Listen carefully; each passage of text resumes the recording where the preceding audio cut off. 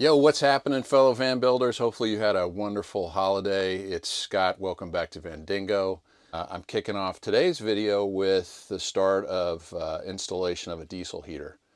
And it's going to go underneath this seat. I've already completely taken, well, it's 4 screws. I've taken the 4 screws off the base. This base includes Scopema seat swivel. That's on a video as well and my channel, if you want to go take a look there. But this requires 4 screws to be removed. Now the airbag wiring harness is still attached, and it's on a fairly long piece of wire because it allows for the seat to swivel around, right? So Mercedes gave you plenty of wire to swivel around. So as a consequence, I think there's, and you have to do your research here, there's like 2 approaches. One is keep the airbag connected the whole time as you do work on installation of your heater, which in my case is going to go over the passenger, inside the pedestal of the passenger seat. The other option is to disconnect the battery before you get started. So I've tried disconnecting the battery once before, succeeded, didn't have any codes throw up on the dash when I was doing some work on the seat swivels.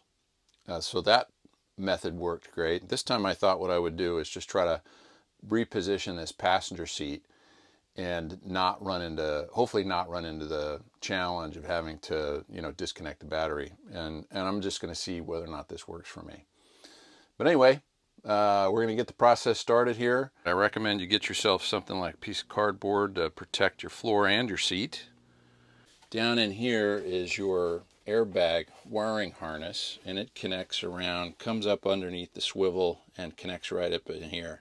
So I'm going to grab the diesel heater and position it in there and see what we got going on. Here is the diesel heater. And just as a quick reminder,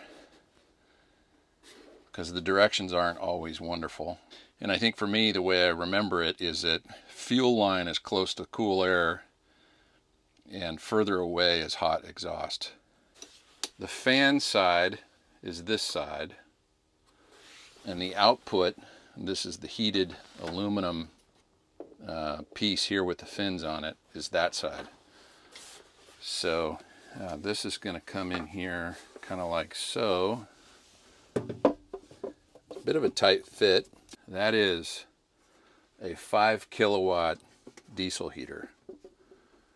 So that's going to mount in like so. The reason I think it has to go at an angle like that, it could go straight down here. It could actually. You got to have a little bit of room to put a little bit of hose on this side and then put a hole through the pedestal, which is over here. But we can also angle it. It's just a matter of underneath how much room we have to work with, because we're going to drill those holes underneath the van, and you need to make sure you're in a good location for that. And the holes that we're going to drill are essentially 6, right? You've got these 2, actually 7. These 2, the fuel hose, the fuel hole, and then you've got 4 mounting holes. So I think what I'm going to do now is I'm going to get up underneath the van and see what I'm working with and connect that to some degree with this contour right here, because this contour will be duplicated underneath the van, and that'll be kind of my sort of spec area to mark out where the holes need to be. And here is that sort of that cutout that we saw from the inside of the seat pedestal base. So helpful to look multiple times before you make your cuts through sheet metal. Just here again, these are spot welds, I think, where the frame member underneath, because that's about the thickness of that frame member underneath the van. So there's spot welds here, spot welds here. I'm not sure what this is, if that's hollow under there, but I tend to think it's probably pretty flush.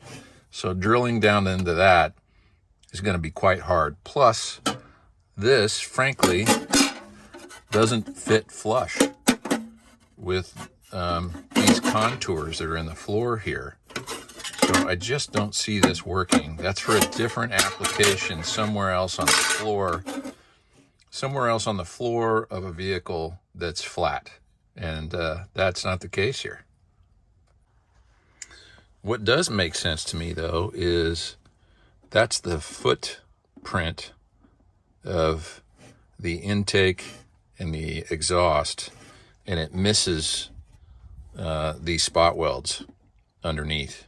So I can get at this and, you know, attach it after I've made the holes, remove it if I ever need to remove it, and it seals all the way down to this base of this pedestal, this sheet metal here.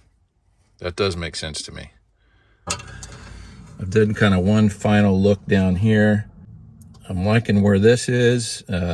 Before I pull this heater out and do the Sharpie marks, just want to make sure I've got clearance, although it's pretty tight. I got clearance on this one side here. Before we do final, I don't want this thing to move when I'm doing the Sharpie on it.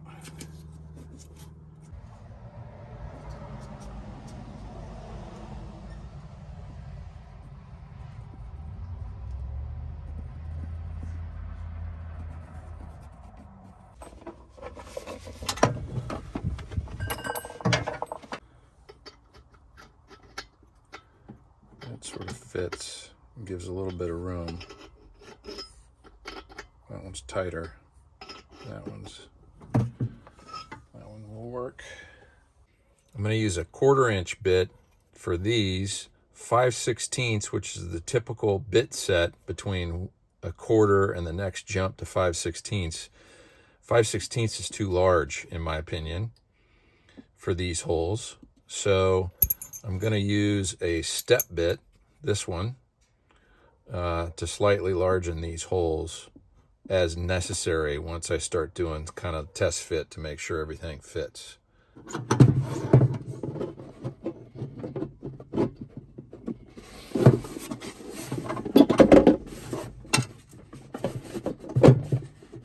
And in fact, it looks like it's, there we go. There we go. So just from this perspective, and doubt you could see much down here, but we're in. Got some room.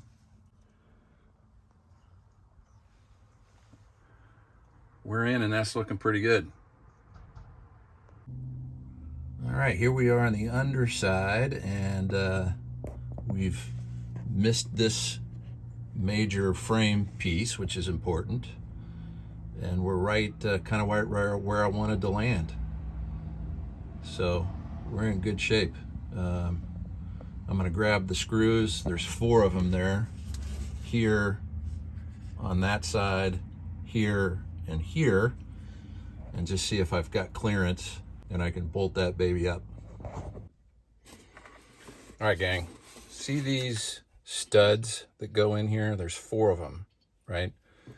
This was probably the diciest piece of so far of this installation. So these studs, and I'm thinking the short end, there's a longer end with a gap between it right here, this gap, and then the shorter end.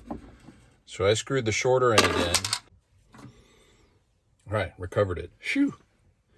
So I used needle nose when I got it on here, and then screwed it down all the way until it stopped, meaning it got to the end of the threads. So I used a little bit of a trusty WD-40, and they moved pretty well, but I wanted to make sure they got seated all the way before I flipped it around and made it a permanent situation. But so just wanted to share. I've painted. I've checked, double checked. One of the things I would recommend is when you drill out these 1/4 inch size and you're using the step bit, if you're like me, between 1/4 inch and 5/16, you didn't have another drill bit size, so I used the step bit to bring them a little bit larger in size. The kit included a 5th, I'm not sure what this is for just yet, a 5th stud, and I just double checked to make sure we got clearance, and we do. So I will tell you, it's a little tight, so it'll be a miracle if this thing fits the first time without me having to do some additional step bit drilling here. So we shall see. Whoa, that may be it. That may be it. I'm gonna look up underneath. All right, time to tighten her down. All right, gang, challenge here is I don't have the right spacer. I got really small washers under these nuts. I want to go to a wider washer to secure that down a little bit better, but it's good. It's stable and it's in there. So we're in good shape. All right, gang, so I'm working out the wiring harness, right? And I've got it attached here. So this is the wiring harness. It comes with the unit. And so I attach it here, right? And I know that's going to be the main, I don't know, bus, so to speak, or whatever power piece. This goes to your display, right? So this attaches to your display right here. And then you can route this. They give you plenty of wire. You can route this wherever you like, either on the base of the pedestal. I've seen some do that. Or you can run it up the plastic beauty cover for the seat belt all the way up towards maybe the overhead storage area of the van. So you could put it there. Number of places to put it. And this is your pump, diesel pump that's underneath the van. The thing that I had to go back and do some research on is I don't need this mounting plate because I'm mounting it directly to the steel floor of the van. Plus it's uneven. But this is actually supposed to go up through here apparently. I don't know quite how that works. There we go. And then pull over the side. Remember, this is fresh air coming in. There's the fuel line and there's exhaust. So this is how you get it in from the bottom. So I'm gonna have to probably unbolt this and then, you know, using a jigsaw or something such like that, make this cutout. I'm gonna drill it down and then jigsaw 2 lines to it. It's probably the way to do it. And then I've got a way to pull this from below, which is, again, goes to the, it would go down this way, right? It goes down underneath the van to the fuel pump. So that takes care of that. The other piece that's important is this. This is your power line. It's got a fuse on it. A lot of lead to this. This goes easily, will go all the way to the other side of the driver's side of the van, over there, down through this tunnel, which I'll show you, and then hook that directly up to the battery. This is your black wire, your ground. And frankly, there's not a good chassis ground spot that's existing right here. And this is a fairly short wire. This is no more than, oh, I don't know, 1.5 feet. So I'm either going to need to put another attached ground, you know, to this and extend it, which is possible, or fashion a chassis ground right here in this box, which is also possible. I just need to rub some paint away, right, and put a bolt down through the van. All right, a bit of a mess I got going on here, but bear with me. You can see this positive. This is the positive line.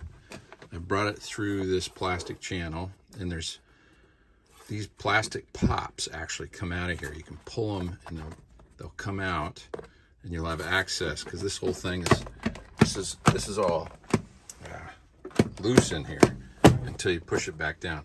Anyway, this top piece, plastic, you can pop out too like that.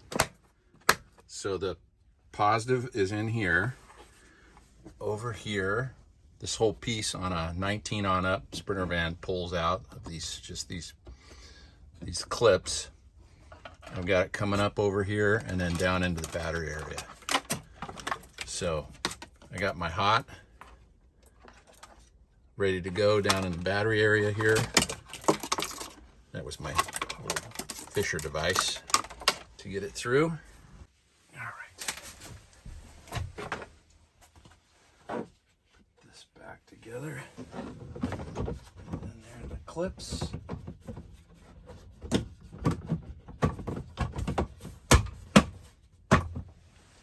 That's in. And I gotta screw down the sides before I put that back. This one has to be bolted down before you put everything back where it was originally. All right, so as I said, using this as my template, I've removed, I took it out, the diesel heater, and I used a step bit right here and just a jig with a metal blade, and I jigged one side and then the other side, and now I'm getting ready to just use a file. I'm going to clean these up with a file a little bit, and then I'm going to get after it again with some paint. And I should have that thing set for what this was all about, which was the ability to get this power plug down through here. Okay, turns out this hole is smaller than the template hole, but we got it in here after some maneuvering. So now the line for the electrical line for the fuel pump has got a spot. So I'm gonna clean that up and paint it up, let it dry, and then remount everything. Just a bit more work here this evening. Just imagine. So we're gonna bring this tube off of here, right? Get that other way. I could bring it all the way around the corner and then loop it back around. My hole's gonna go right here. So here is the vent, and mind you, this goes on this side of the sheet metal out there, so that vent's outside. And it looks like my dozer bit of 2 7/8 looks to be like the right size. I think it's gonna go right there, frankly. The reason that's a good spot is because this is really flat. There's not another good flat spot. Down here there's one, but my concern down here is some of the heat may blow straight into, it's really low down here. It could blow straight into where the vinyl flooring is on the other side, and I'm not sure that's really a smart approach. So yeah, I think it's going to go right here up in this corner, and then I'll bend the pipe around. They give you plenty enough. This is just one section. They give you plenty of this, at least in the kit that I got, that I can move it around and connect it where necessary.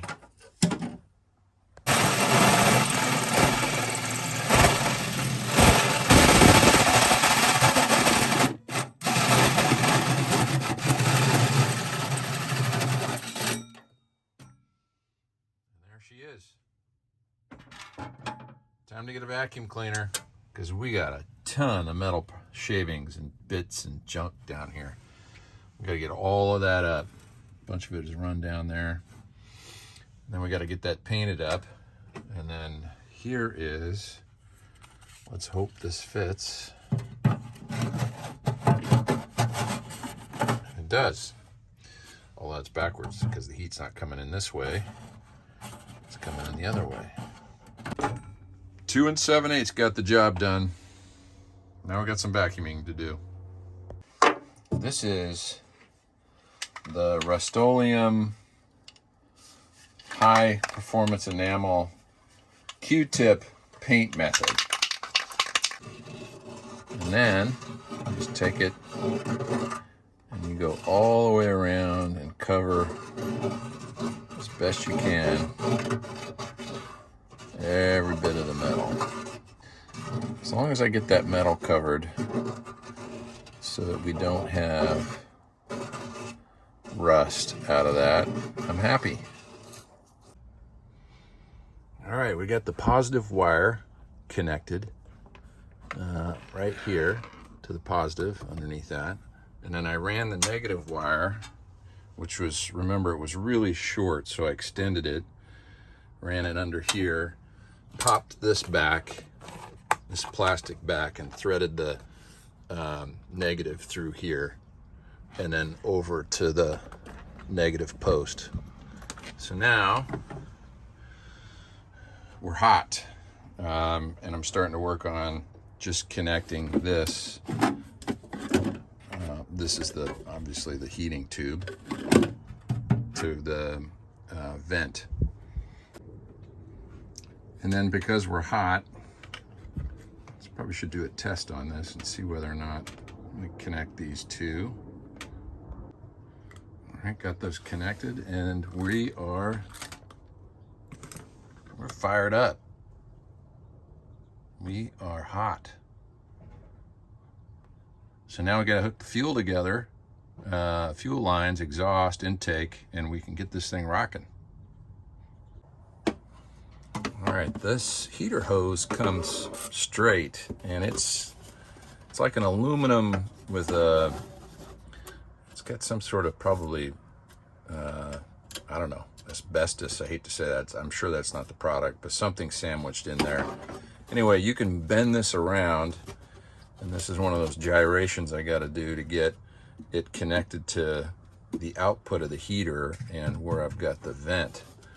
I've been struggling with it just a little bit, trying to find the ideal spot. And maybe I'm getting close here, I don't know. In terms of bending it around, let's see.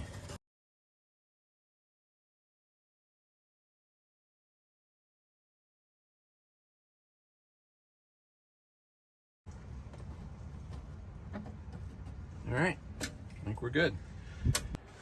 Okay, so now that we're down to fuel line placement, there's a couple things I thought I'd show you. Number one, here's the pump, right? And wiring harness that's already below the van will click in there. This is supposed to be at a 15 to 45 degree angle when you mount it underneath the van, so we'll do that. But you'll just want to pull these off, right? And it's very similar, all the same size fittings as on your fuel filter. And I bought outside of the kit these stainless steel hose clamps for a little bit more confidence, I think is probably the best way to say it. So I'm cutting the hose with these wherever I need to. We're gonna slip these on, and then everything I've read is that this is going to go inside and go all the way down and essentially butt up against that metal piece. And then we'll clamp that on both sides, right? Same as here, both sides of this. I'm going to begin to hook these things up. The fuel comes from the tanks down to the flat part of this fuel filter and comes out the other end. So I'm just going to start putting these together. So in the case of the pump,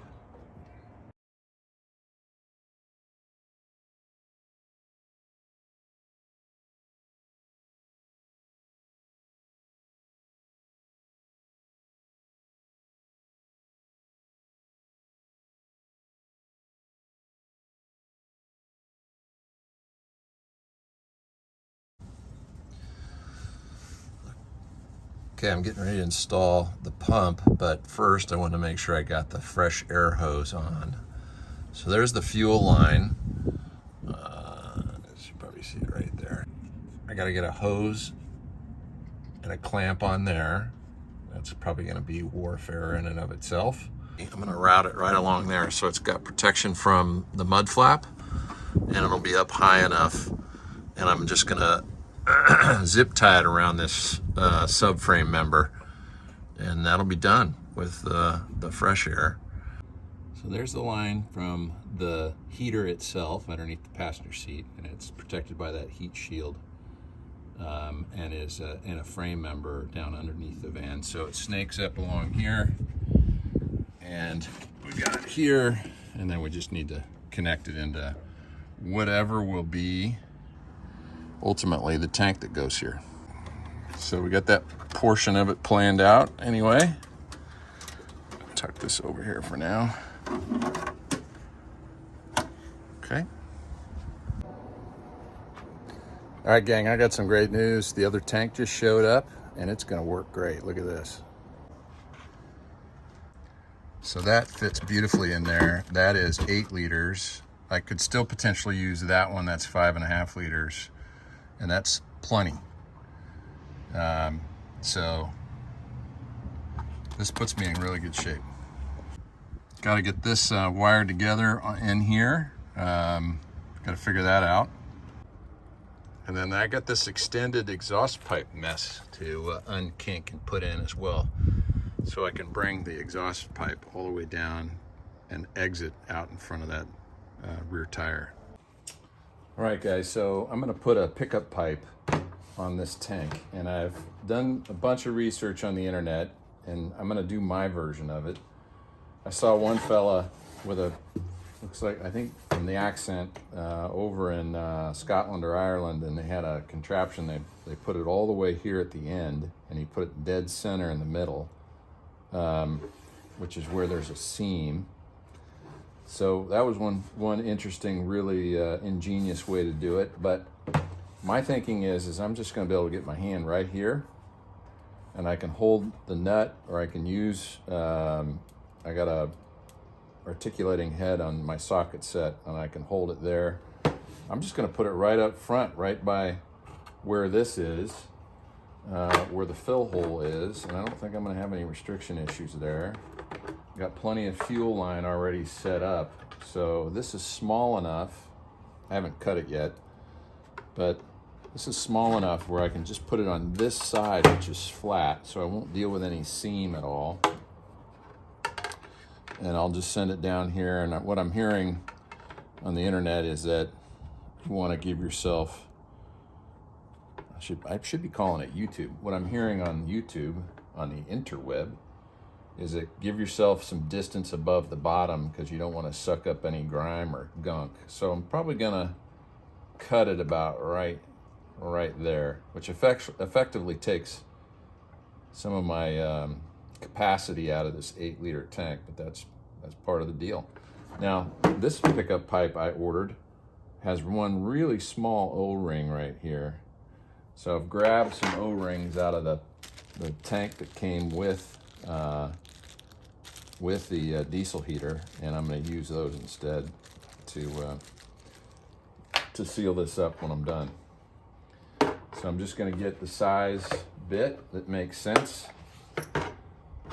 for this, and let's see what we got here. Get this nut out of the way. Never want to start too big on something like this, so just get yourself the right size. And I was always taught, if you look down there and you don't see any threads, that's a good one to start with. And then you can go bigger from there. And you want to be sure once you cut the hole in here that you get all the plastic pieces out, because you certainly don't want that sucked up into your diesel heater or clogging your lines. I think I'm actually going to go up to about a 3/16. So this is, I'm sure, yeah, I'm going to go up to a 3/16. This is probably metric, would be my guess. So we'll get ourselves situated here and drill the hole.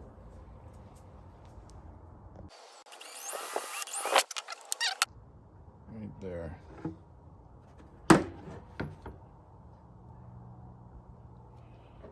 I'm going to try using these babies. They've been pretty helpful in cutting metal. And let's see.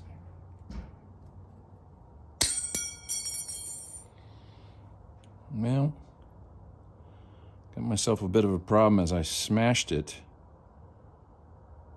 So, hold on. All right, this is definitely glove duty right here because I think they call this an awl. I'm gonna take this awl, and you can see here I got a bit of a problem there, so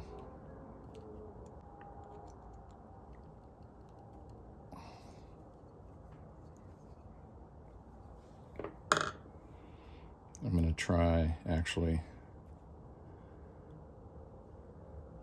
some pliers and just bend that a little bit right there. That might do it. Let's see.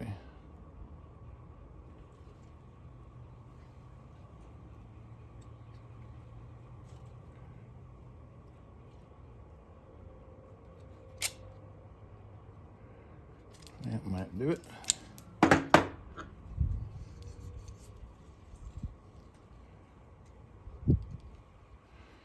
Well, I'll be back.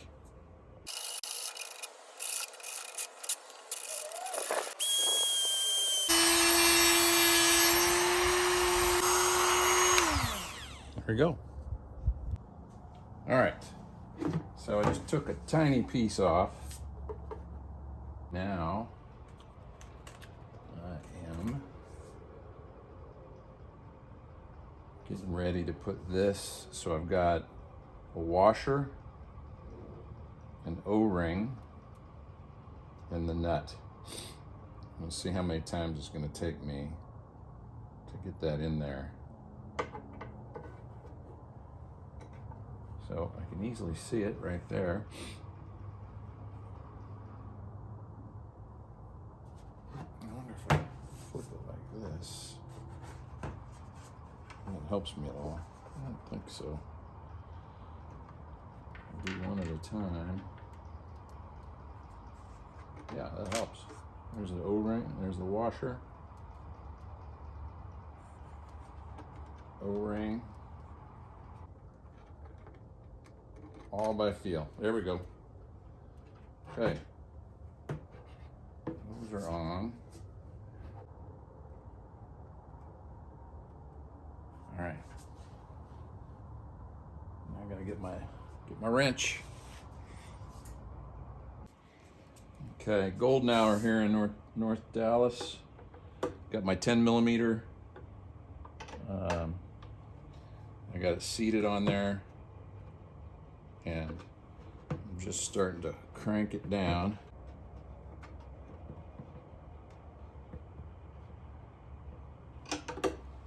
Yeah. So you can see that in there. It just fits nicely. Really important that you don't go too far back this way when you use this method. If you go too far back this way, this won't fit in from a flat perspective and allow you, because you need an open-ended wrench. You can't get a closed-ended wrench on this thing because then it'll be stuck. You won't get it out. So definitely open-ended. And just tightening it down here.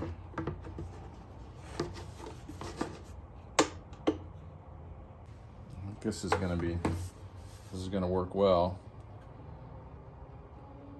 I could snake the fuel line straight to this because the fuel line will be coming from the back. So I think we're done with that execution. Okay, in order to custom mount the fuel tanks for the diesel heater, just 4 10 millimeter bolts, and you can remove this air intake unit so you can get a little bit closer in here.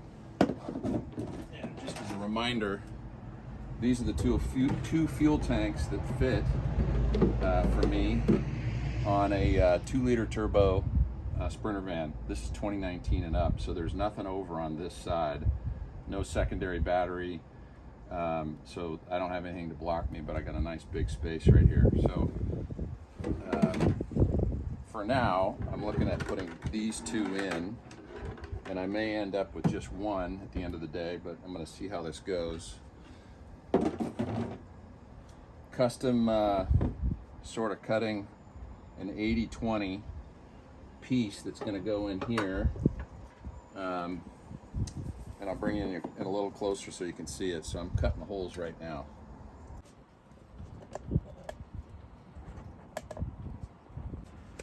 All right, I got the bottom one drilled out with a step bit, and as you can see here right at the very probably corner of the picture, I got to take this one a little bit further for the size of the nutsert that's going in here.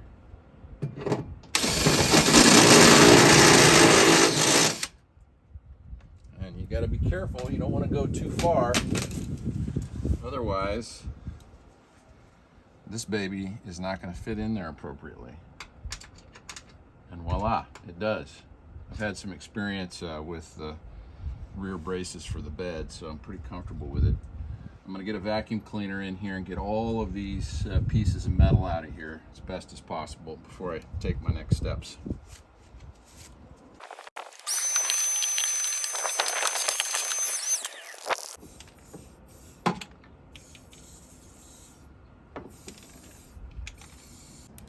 So we got it screwed on here, and push it in. In the hole, and give it a good crunch. Make sure it crunches good, and back it out.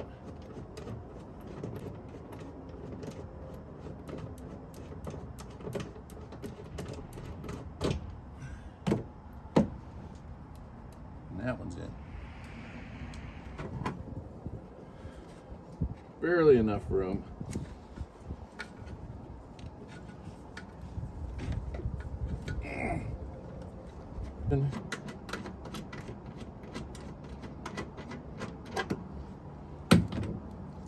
Let's just double check.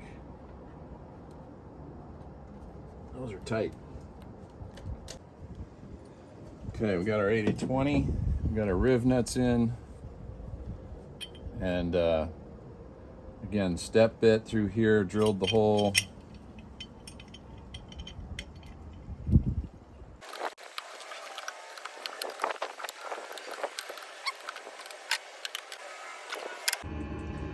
You see a little bit better here in the daylight the 80-20 structure I put together, a little erector set up here, and then just use that steel strap material to make the uprights in order to affix the tank to the 80-20. So it's working, it's secure, not going anywhere, and I've got it, the whole structure is also connected over here as I showed earlier in the video. So this tank is not hooked up just yet. I'm trying to see, you know, just at a pretty aggressive burn rate, what one tank will do. But I've got this one ready to go with a sort of a T-Y connector approach in case I decide to go to 2 tanks. All right, Chinese diesel heater is up and running. Although I'll tell you, we had some serious fan noise from the magnets on the fan. But it's nice and hot coming out of here. I took the housing off in order to get at those magnets. Went online and did some research on the magnets making ticking noise against the housing. Essentially, these 2 magnets on the fan are just poking out too far, and they're striking the plastic housing as it goes around in a circle. So what you hear now is far improved. And I think I can do a little bit better job. What I did is using the online, on the web recommendation, as I heated up the magnets and I pushed the magnets further up into the housing. So it is really toasty right now. Pumping out exhaust right here. clearing the van no problem. So that's working well. We're fully up and running here. Here's all of the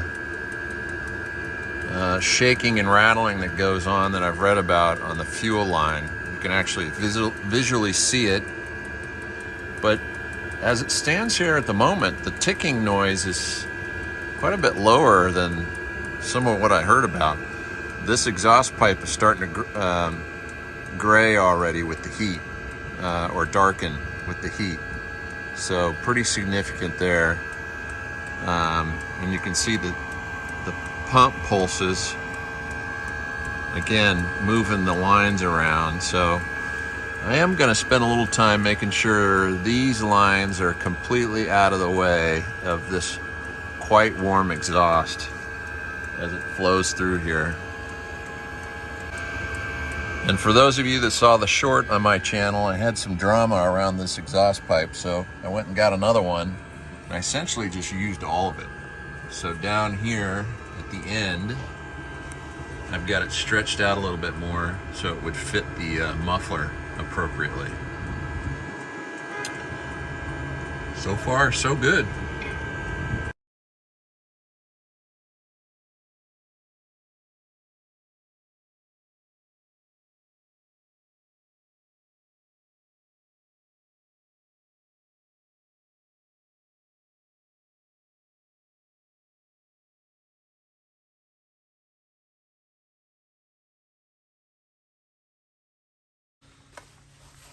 All right, my fellow van builders, as I sit here this afternoon, another lovely January weekend is coming to a close. It's been awfully nice weather for van building. So anyway, this was a video bringing you my install of a Chinese diesel heater. And hopefully you enjoyed the sort of step-by-step process I took, the twists and turns along the way, a couple of errors, as well as I got through it. One being the muffler. Never cut a muffler off in half unless you've got all of the appropriate clamps that would allow you to reconnect them. I didn't have that, and frankly on Amazon it was $25 for that extended muffler. So yeah, it cost me another $25. I had to buy another one. But problem solved. Waited 24 hours and put the new muffler in, or the exhaust pipe. This was all an exhaust pipe issue. And then, once this is the other tip I would give you.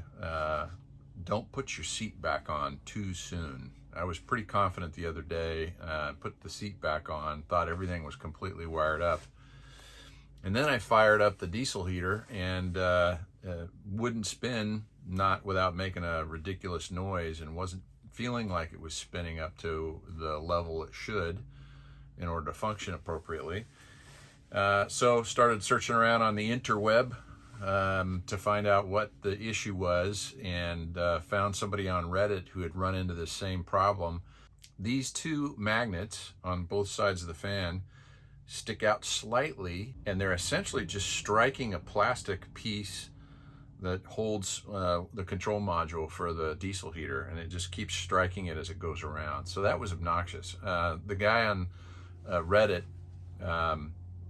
suggested heating up the magnet itself and then pushing it into the plastic a little bit further. That's what I did, and it worked. So pretty crazy. Thank you, Reddit guy. So that was number one challenge. That's one of the reasons why I shouldn't have put the seat back on, because had to get back into the pedestal and do a little work on the unit itself. The next one was when I fired it up, it had an E06 code on this unit right here. So just fired it up. You can see right now it's just in this kind of condition. Anyway, went into the manual, E06. And the manual's fairly limited. In fact, there's good directions in here, pretty good in Spanglish. It's not Spanglish, Changlish. And you do get your error codes here. E06 essentially said that your there was a potential fault in that your wiring harness wasn't clicked together fully. So having had the seat off, I took the seat off and disconnected everything, and then reconnected it, fired it back up, and that code was gone. So that was great. Nothing about the wiring in here. So it's great to have quite the village on YouTube to be able to rely upon to just get tips and tricks and try to, best understand how others had done it. One of the things I didn't expect, but the YouTube search helped, was it did blow out some smoke when I fired it up. And it was clear it was part of the priming process, part of moving bubbles through the system.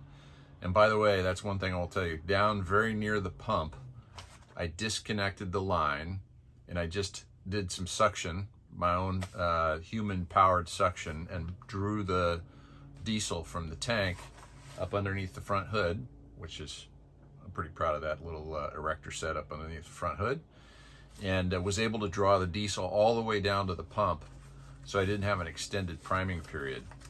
So connected that back up, and it didn't take long as I watched the process of the bubbles moving through the system and the pump kicking on. I think I started and stopped probably, I'm gonna say 3 to 4 times in a very short period, and then it fired up and started to heat. Outside of that magnet clicking noise that was obnoxious that we had to work our way through. One thing I have noticed is that once the blower is up to speed underneath the seat, I don't really hear any of the ticking. It could be old age, frankly, but I brought my wife into here, who's younger than me, and she didn't hear the ticking either while you're inside the Sprinter van. So that's quite good, I think.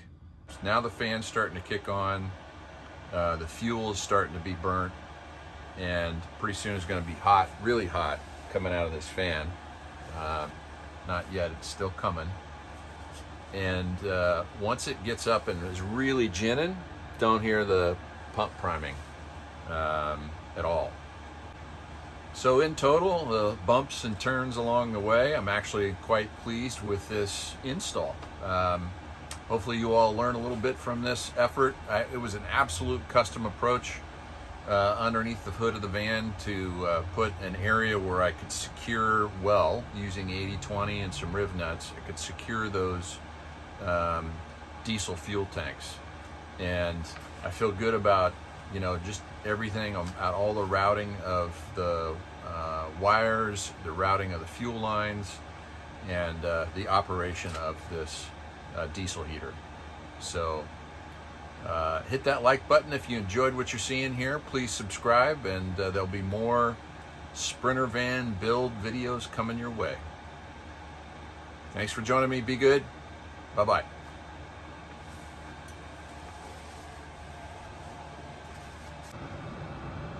I mean, that is smoking hot right now. I'm not sure how long you can take that before dialing it back.